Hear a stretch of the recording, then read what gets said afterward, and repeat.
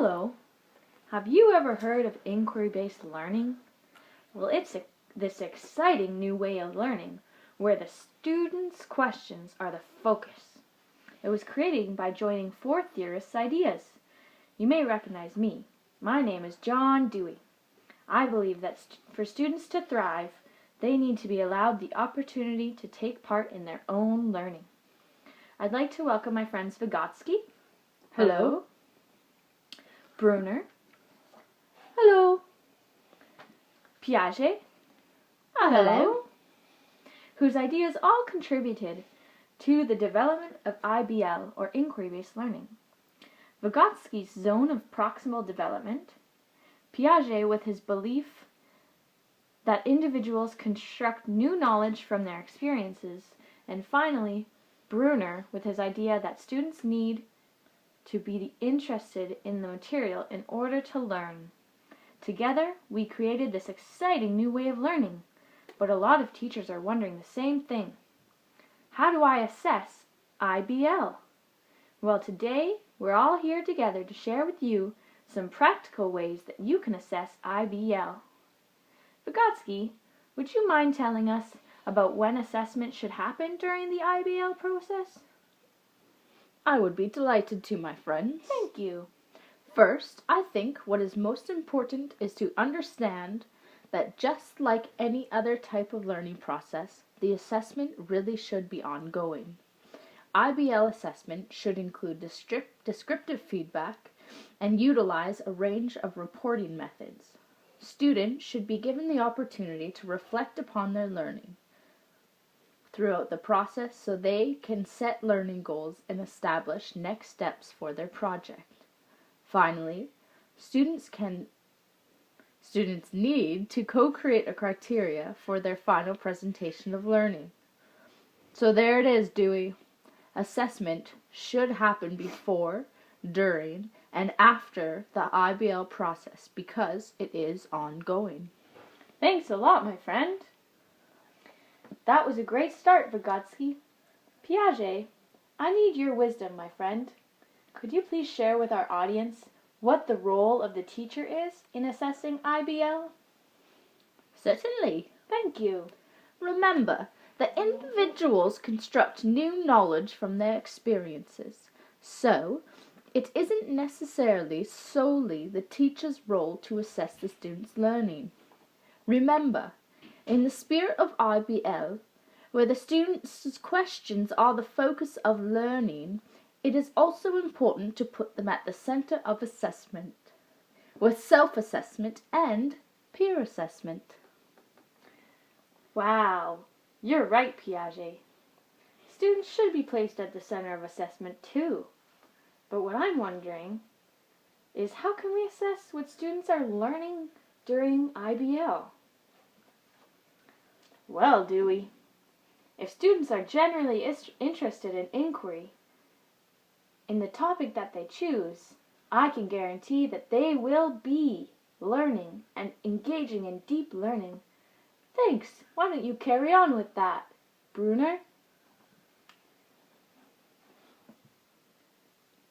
Some people believe that the responsibility of reporting does fall into the teacher's responsibilities, and I agree as well.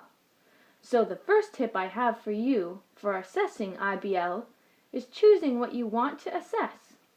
In the inquiry process, students are learning a lot, but they are also developing skills. Option 1 is to assess what students are learning. Option 2 is to assess the development of skills like observing, interpreting, classifying, communicating, and many others. If you choose to assess option 1, the learning, perhaps you could have students complete a KWL chart throughout the process so that you can see a clear picture of what they learned. The second option is to co-create a rubric for a final project, a project where students must share what they have learned with the class. Presenting our new knowledge to others is another way for teachers to assess what students have truly learned. If you chose to assess option 2, the skills, it is best again to co-create a rubric. However, the rubric must use specific language to tell the students how to do their best. For example, if you are assessing the skill of classifying, here is how you could describe it in a rubric for your students. Classifying.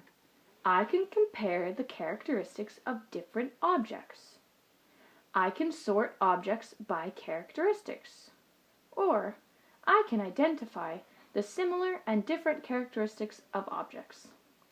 This transparency in the rubric will help students achieve success. Finally, my last tip for you as teachers is to try to keep your assessment small. Do not try to assess all of the skills for all of your students in one day. Break it up and focus on certain skills with a small group of students each day. Keep that assessment ongoing. Wow, Bruner, what a descriptive answer. Thank you, my friend. No problem. I'm sure that you have given our friends a lot to think about. To finish off, I'd like to talk about creating assessment for the whole class, even if every student is inquiring about a different topic. Again, like my friends, I'll take us back to the importance of co-creating rubrics with your students. The best way to personalize the assessment, just like through IBL, the learning is personalized, is to ask the people being assessed to contribute their ideas.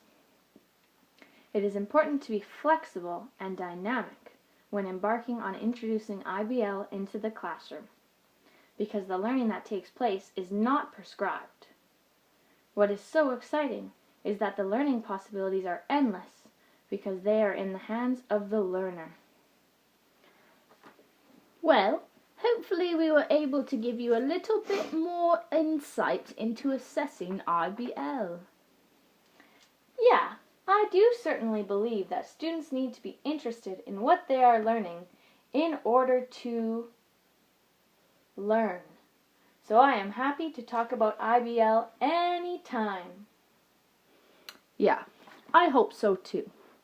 But seriously, we love talking about education. So if you have any more questions, don't be afraid to ask. And if you want to learn more about the role of assessment in IBL, please check out the Digging Deeper tab. Thank you all for listening. Good luck with bringing IBL into your classroom. In the end, please remember that education is not preparation for life. Education is life itself. Thanks for listening.